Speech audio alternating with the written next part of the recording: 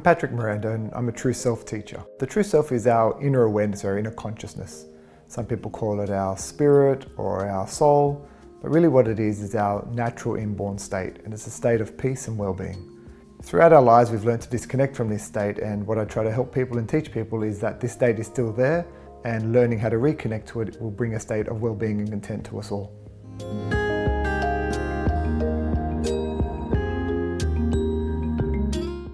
So the true self is our inner state of peace. It's our inner awareness, our inner noticer, I guess we can say.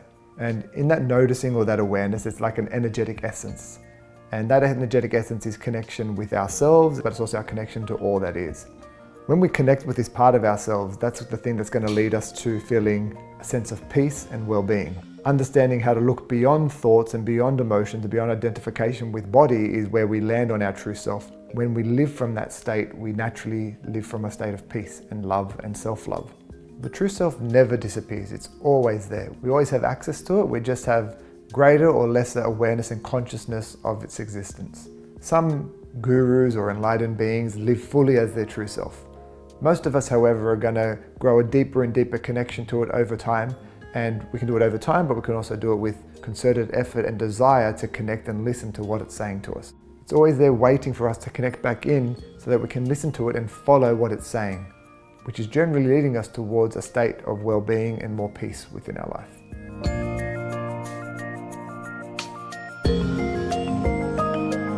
Someone who's aligned with their true self will generally be someone who's mostly at peace, who's generally quite content, not necessarily very triggered by things that are happening in their life. They're usually quite caring, compassionate, can be quite loving. This doesn't always mean it's going to be reflected outwards. Someone who's following their true self might not fit into the norm. They might do things that they feel compelled to do, not necessarily that fit in the range of what's expected by society. But then again, they could do exactly the same things that's expected by society. There's generally a sense of peace and well-being. That's the main thing you'd probably notice though.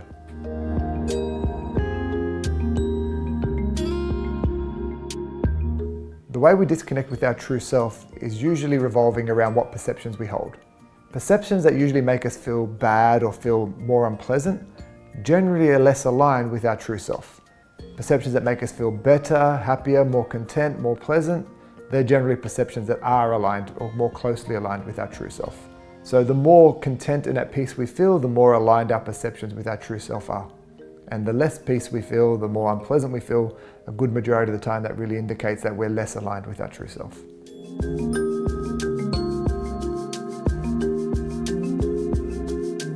When we're born, we are not born believing anything, we don't have any beliefs. So we're born as a soul or our true self in a body.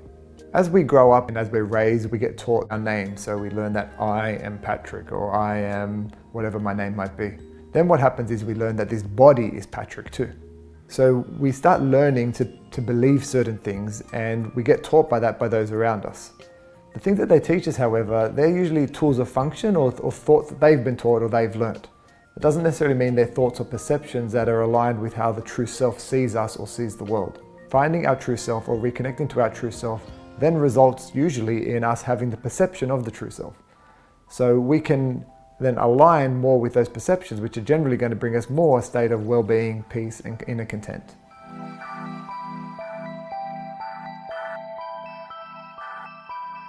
The way I'd suggest to start your journey to discover your true self is through meditation and sitting in stillness. So the first part of sitting in stillness is really not doing anything. So it's just sitting quietly.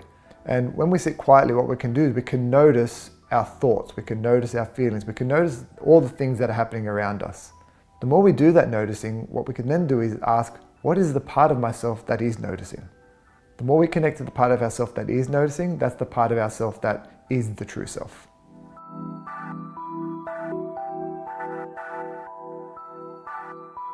Aligned action is when we listen to the true self and we follow what the true self is trying to motivate us to do. The true self has an innate way of moving through life, and we have an innate way of actually following what it's telling us. When we follow what it's telling us, that's what we call aligned action. When we follow maybe our conditioning, so what our mind is saying, or when we follow our responses to our emotions, That can sometimes be aligned action, but it's not always aligned action. So aligned action is action that's motivated by the true self.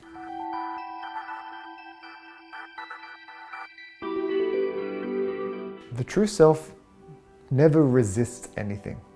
It doesn't resist our emotional states.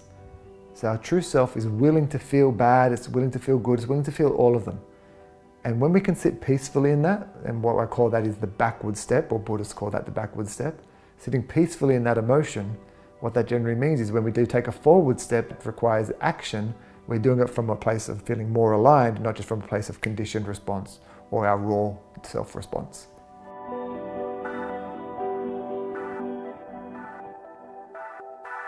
When we're born as awareness in a body, and then what happens is we're born as what I call our raw self.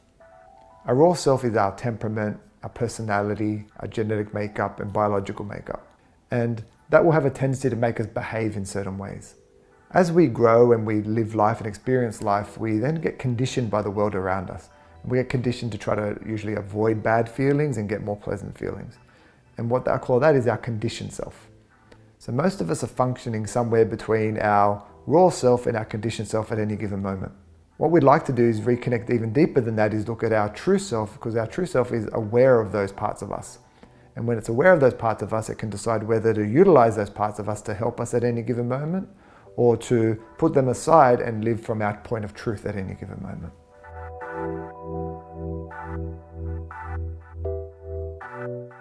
Our mind has developed tools of thinking. And so our mind has developed tools of thinking in order for us to survive, make life easier, to problem solve. And so our mind is really, really good at solving things, preparing for things, planning for things, predicting things. It's really good at using information to try to find the best way to help us move forward. This is our conditioned mind. We've learnt all these things.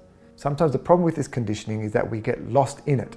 So in a sense, we always look to it and we get stuck in those thinking patterns. And our goal is to recognize that we're not actually doing the thinking. Our mind's doing the thinking on its own. It's thinking based on the habits it learned. Our job is to notice what it's doing, see if it's useful for us as a tool or function, and if it is, using it, it's great. But if it's not useful, being aware of it, to just let it go and then live from our point of truth, which is always about being present right here, right now.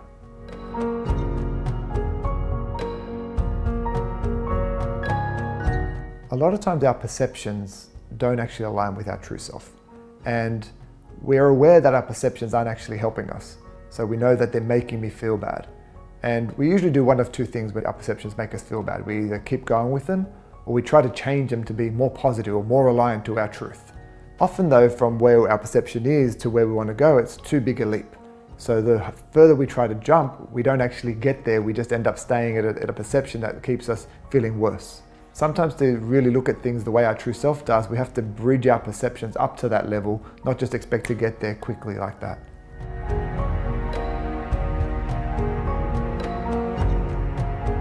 Emotions are energetic impulses within our body.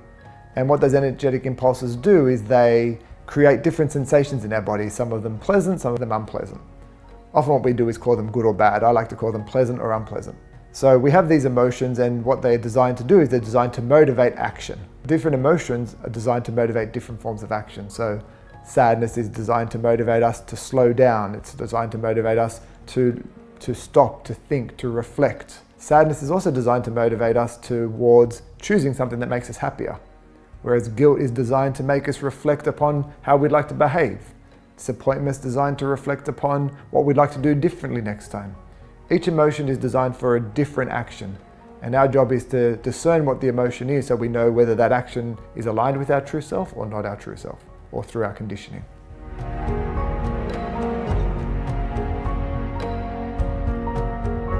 I'd say the biggest misconception people have about their emotions is that they're weak if they feel the bad ones. So we're all designed to feel all the emotions. And each emotion is two ends of one spectrum. So happy and sad are one emotion, but two ends of the same spectrum. Feeling disappointed or pleased or proud, two ends of one spectrum. Feeling hurt or pleased or accepted, rejected, they're all two ends of one spectrum. So we can't have one without the other. So when we want the pleasant ones to be in our life, we also have to be available to feel the unpleasant ones. It's not weak, they can help us, they can serve us, we can use them as tools at different times. Learning how to feel our emotions, the whole array of them, is really important, and it's a necessary thing to live as the true self.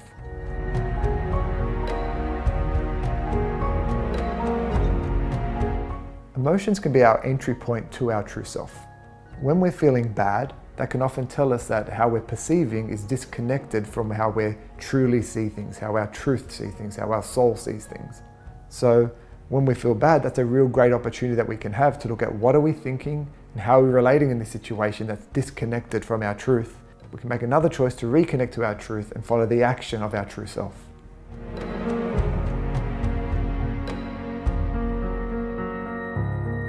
Sadness and happiness are one emotion. We wouldn't know happy without sad. So sad is not necessarily a bad thing. Sad is a relative point for how content or happy we feel at any given moment. Sad also helps us motivate towards happy. So if I'm sad in my job, then that might actually help motivate me to change my job. But without the sadness, I'd have no impetus to change anything. Sad is also designed to help us grieve away pain. So when we can sit with sadness, it dulls our system and it slows us right down. And that slowing down is designed to reflect, to sit in the pain. And when we sit with that pain, that's releasing the pain. So when we sit with that sadness, that's releasing the pain.